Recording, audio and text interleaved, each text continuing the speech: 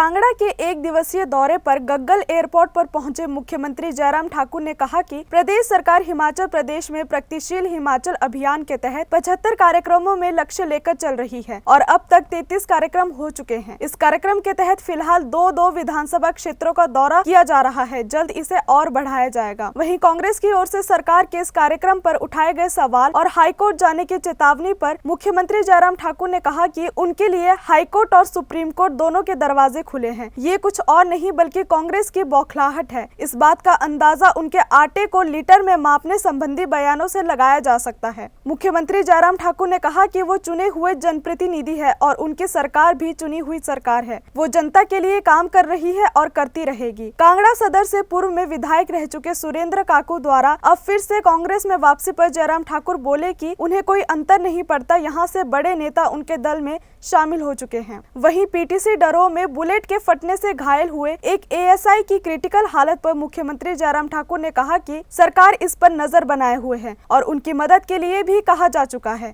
33 कार्यक्रम अभी तक प्रगतिशील हिमाचल प्रदेश के हमारे अलग अलग स्थानों पर हो चुके हैं और 75 का हमारा टारगेट है। और अब पिछले कल से अनुराग ठाकुर जी भी इसमें शरीक हो रहे हैं और पिछले कल 2 उनने किया, आज भी उनने 2 करने हैं और इसलिए आने वाले समय में और ज़्यादा तेज़ी के साथ हम ये कार्यक्रम पूरे करने वाले हैं। सारे रास्ते उनके लिए खुले हैं, जहाँ भी जाना जाए।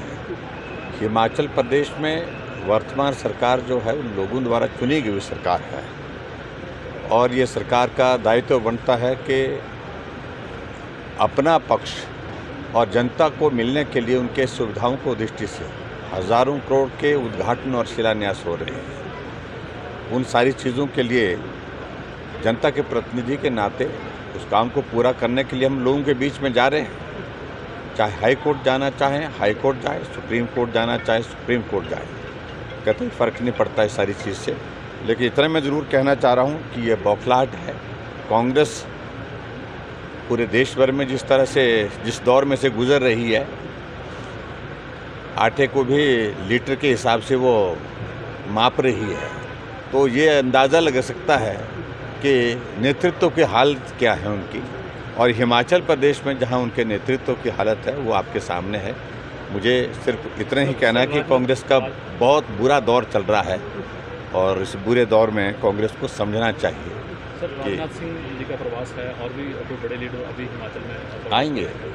सर, एक कांग्रेस के लीडर को आप लेकर आए थे 1.5 साल पहले, वो फिर से वापस जो है वो कांग्रेस में चले गए, उनको क्या? चलो कोई बात नहीं, उसमें कोई दिक्कत नहीं है। सर, लेकिन वहाँ बड़े नेता हमारे पास आ गए। सर, एक जवान है यहाँ पे पीटीसी डरोह में ट्रेनिंग कर रहे थे, उनको बुलेट लगी है और काफ़ी क्रिटिकल हालत है, कह रहा है कि एयरलिफ्ट की ज़रूरत। सर, सरकार क्या करेगी सर? देखिए, इस तरह की जानकारी हमको एयरलिफ्ट करने की वाली बात तो नहीं है, लेकिन उनको वो कहा गया मुझे कि वो स्टेबल है। मैं लगातार उनकी वो रिपोर्ट ले रहा हूँ। पिछले कल भी बात हुई, आज भी, और जानकारी मिली है कि वो स्टेबल है। अगर ऐसी ज़रूरत पड़ेगी, जो भी मदद करनी होगी करेंगे उसकी जीवन को बचाने के लिए। N1 लाइव की स्पेशल रिपोर्ट।